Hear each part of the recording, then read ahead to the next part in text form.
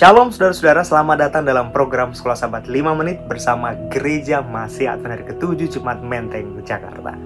Ini adalah pelajaran pertama di triwulan yang kedua, Yesus menang, iblis kalah. Wahyu 12 ayat 17 adalah ayat hafalan sepanjang pekan ini.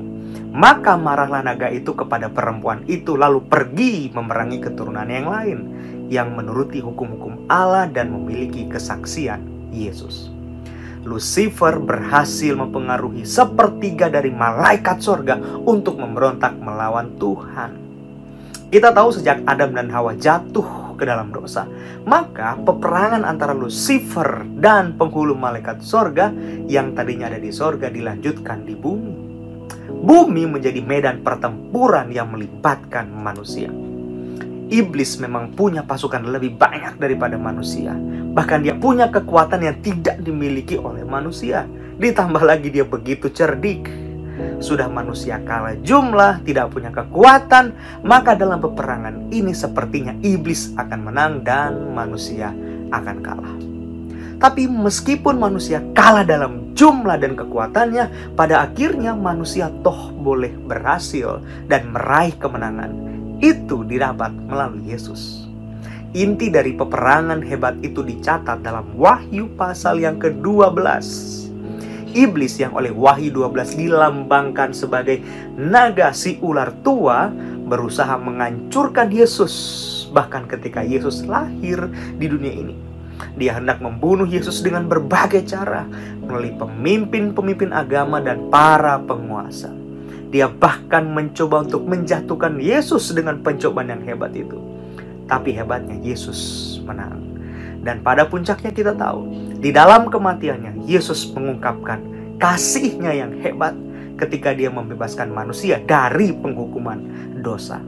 Dan di dalam kebangkitannya sebagai imam besar yang hidup, Yesus membebaskan manusia dari kuasa dosa.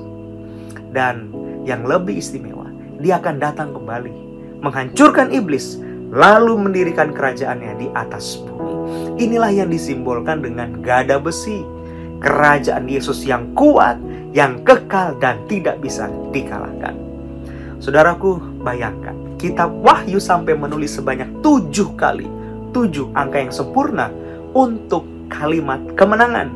Barang siapa menang. Menang ini adalah mereka yang mengatasi, menaklukkan, yang berhasil atau datang dengan kemenangan. Sebagaimana Yesus dapat menang mengalahkan iblis, maka manusia pun dapat menang dan mengalahkan iblis seperti cara-cara Yesus. Peperangan yang hebat antara Yesus dan setan menuntun banyak orang bertanya, bagaimana bisa di sorga ada dosa? Kok makhluk yang suci bisa berdosa? Kita tahu sebetulnya bagaimana menjawab pertanyaan yang krusial ini. Tuhan memberikan kebebasan memilih kepada semua yang diciptakannya. Setiap makhluk memiliki kehendak yang bebas. Sebab Tuhan tidak menciptakan robot, bukan? Sebagaimana malaikat, demikian juga manusia. Kita diberikan kebebasan untuk memilih. Kuasa memilih yang selaras dengan kesanggupan untuk mencintai. Jika kuasa memilih tidak ada, maka manusia tidak akan memiliki kesanggupan untuk mencintai, karena cinta tidak bisa ditekan atau dipaksakan. Itu sebabnya cinta adalah ekspresi kehendak yang bebas. Setiap makhluk dihadapkan pada pilihan untuk membalas kebaikan Tuhan, atau berpaling dalam keegoisan, keangkuhan, dan kesombongan. Dengan kata lain, tidak pernah ada netralitas dalam kontroversi besar tersebut. Itu sebabnya manusia yang menggunakan kehendak bebas haruslah bertindak untuk memilih ada di pihak yang menang, yaitu pihak Kristus, atau di pihak yang kalah, pihak setan. Kita juga perlu menyadari bahwa menurut Wahyu 12, iblis juga menyerang gereja Tuhan. Dan serangan itu berlangsung selama 1260 hari.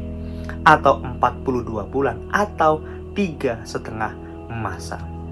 Penganiayaan itu sungguh hebat, menimpa gereja Tuhan.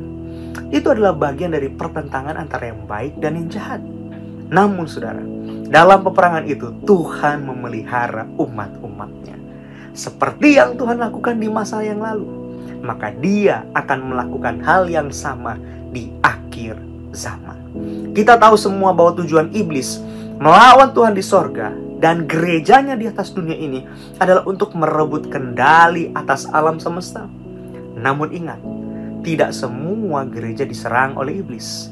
Iblis menyerang gereja yang menuruti hukum-hukum Tuhan dan memiliki kesaksian Yesus. Kita perlu ingat saudara bahwa perang terakhir di bumi bukanlah perang fisik di Timur Tengah atau di berbagai tempat yang sedang konflik. Peperangan terakhir di bumi justru berfokus pada pikiran umat Tuhan yang ada di atas dunia ini. Ini adalah pertempuran dari dua kekuatan, yaitu Kristus dan iblis.